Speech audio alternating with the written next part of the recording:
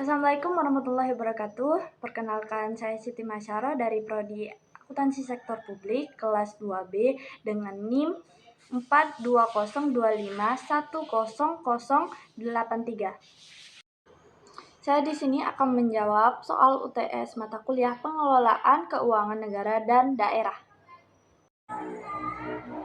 Pertanyaan pertama, jelaskan apa yang dimaksud dengan keuangan negara menurut Undang-Undang Nomor 17 Tahun 2003.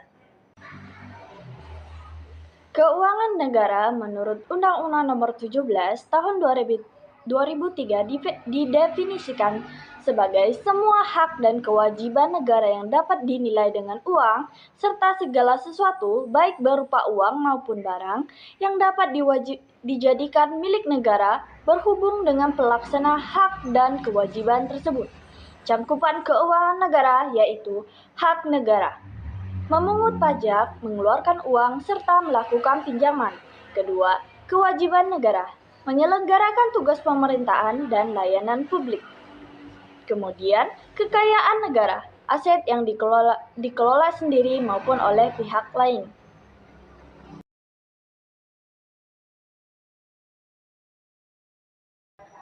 Oke, untuk objek keuangan negara itu seperti objek keuangan negara mencakup semua hal yang berkaitan dengan uang negara seperti penerimaan negara, pajak, PNBP, kemudian pengeluaran negara, belanja pegawai, pembangunan, serta aset negara, tanah, gedung, dan lain-lain.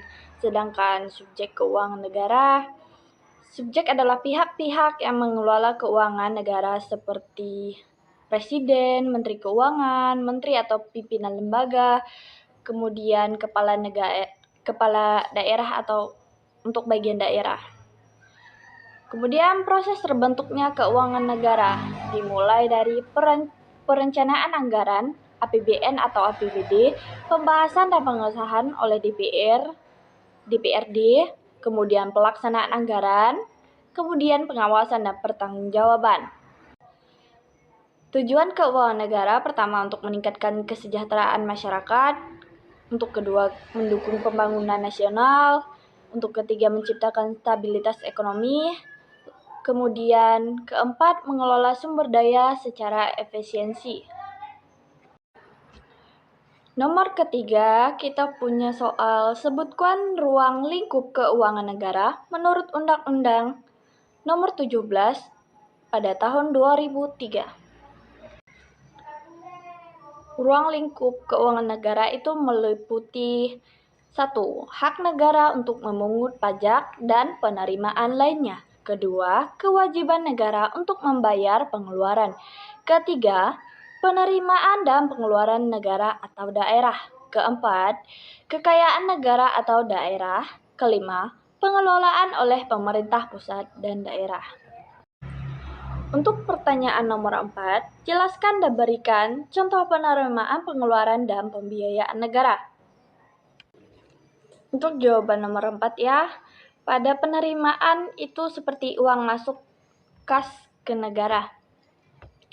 Dicontohkan dengan pajak penghasilan yaitu PPh, pajak pertambahan nilai PPN, kemudian penerimaan negara bukan pajak PNBP, dan hibah. Untuk pengeluaran atau uang keluar dari kas negara, contohnya belanja pegawai, gaji PNS itu belanja barang dan jasa, belanja modal atau infrastruktur, kemudian subsidi BBM dan listrik.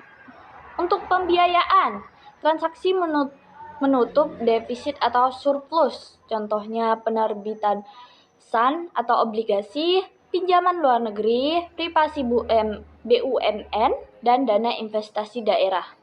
Untuk pertanyaan kelima, jelaskan dan berikan contoh bidang keuangan negara. Bidang keuangan negara adalah segala aktivitas yang berkaitan dengan pengelolaan uang atau kekayaan milik negara untuk membiayai kebutuhan pemerintah dan kesejahteraan masyarakat. Keuangan negara mencakup perencanaan, pelaksanaan, pengawasan, hingga pertanggungjawaban penggunaan dana negara. Kita contohkan di bidang anggaran negara, yaitu pemerintah mengalokasikan dana pendidikan terbesar 20% dari APBN. Kemudian pembangunan jalan tol menggunakan dana APBN. Pada bidang perpajakan, contohnya pajak penghasilan yaitu PPh, sedangkan bidang pengelolaan utang negara yaitu pemerintahan menerbitkan obligasi negara atau surat utang negara yaitu SUN. Untuk bidang pengelolaan kekayaan negara, contohnya gedung kantor pemerintah atau tanah dan kendaraan dinas milik negara. Bidang perbendaharaan negara, contohnya penyalahgunaan dana bantuan sosial penyaluran dana bantuan sosial kepada masyarakat. Dan juga pembayaran gaji pegawai negeri sipil, PNS. Untuk bidang pengawasan dan pemeriksaan keuangan negara, contohnya pemeriksaan laporan keuangan pemerintah oleh Badan Pemeriksaan Keuangan. Untuk pertanyaan nomor 6 yaitu sebutkan pihak-pihak pemegang kuasa pengelolaan keuangan negara dan gambaran alur pembagian kekuasaan tersebut.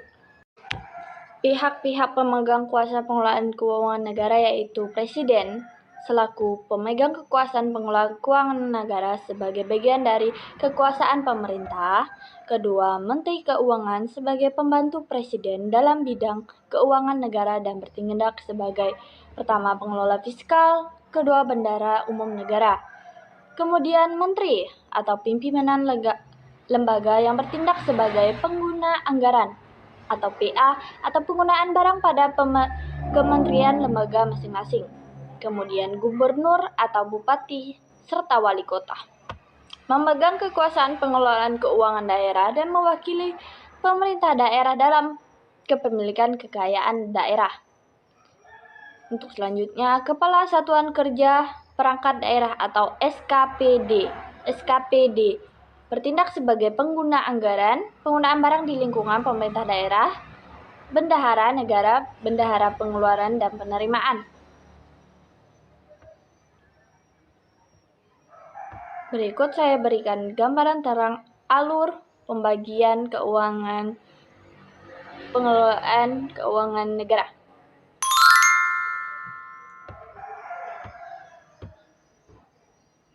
Penjelasan singkat untuk alur, Presiden memberikan sebagian kekuasaan pengelolaan keuangan negara kepada Menteri Keuangan. Kemudian Menteri Keuangan mengelola keuangan negara secara umum. Kemudian Menteri Pimpinan Lembaga menggunakan anggaran untuk menjalankan program kerja kementerian atau lembaga, dan pada daerah kekuasaan tersebut dijalankan oleh gubernur, bupati, wali kota, dan dilakukan oleh SKPD, serta bendahara daerah. Menjawab pertanyaan nomor 7 yaitu sebut dan jelaskan undang-undang yang mengatur tentang kebijakan moneter. Undang-undang yang mengatur kebijakan moneter ada antara lain 1. Undang-Undang Nomor 23 Tahun 1999 tentang Bank Indonesia diubah dengan Undang-Undang Nomor 3 Tahun 2004. Undang-undang ini memberikan Bank Indonesia wewenang otonom dan merumuskan serta melaksanakan kebijakan moneter, mengatur sistem pembayaran, serta menjaga stabilitas nilai rupiah. Kedua, Undang-Undang Nomor 11 Tahun 2020 tentang Cipta Kerja atau Klaster Sektor Keuangan. Hal ini memperkuat koordinasi antara Bank Indonesia, OJK, dan LPS dalam menjaga stabilitas sistem keuangan. Tujuan kebijakan moneter ini mencapai dan memelihara kestabilan nilai rupiah terhadap barang, jasa, dan mata uang asing. Pertanyaan nomor 8. Buat bagan hubungan subjek pengelolaan keuangan negara. Berikut ini. Untuk pertanyaan nomor 9, jelaskan paradigma baru dalam pengelolaan keuangan negara. Paradigma baru pengelolaan keuangan negara yang lahir pasca reformasi, terutama setelah Undang-Undang Nomor 17 Tahun 2003, adalah perubahan dari sistem tradisional menjadi sistem modern. Ciri-cirinya: 1. Desentralisasi fiskal, memberikan kewenangan lebih besar kepada negara dalam mengelola keuangan. Undang-Undang Nomor 33 Tahun 2004 tentang perimbangan keuangan pusat sampai daerah. Nomor 2. Anggaran berbasis kinerja. Ini menunjukkan bukan lagi berdasarkan apa yang dibeli, tetapi berdasarkan tujuan dan hasil yang ingin dicapai. Nomor 3. Transparansi dan akuntabilitas publik. Semua laporan keuangan dipublikasikan dan diaudit BPK. Nomor 4. Penerapan akuntansi akrual. Mengakui pendapat dan beban pada saat terjadi, bukan saat kas diterima atau dibayar. Kemudian, pengelolaan risiko fiskal. Negara mulai mengidentifikasi dan mengelola risiko seperti utang, kewajiban, kontingensi, dan bencana alam. Paradigma ini bertujuan agar pengelolaan keuangan negara lebih efisien dan efektif dan dapat dipertanggungjawabkan kepada rakyat. Sekian dari saya. Terima kasih. Wabillahi taufiq wal hidayah. Wassalamualaikum warahmatullahi wabarakatuh.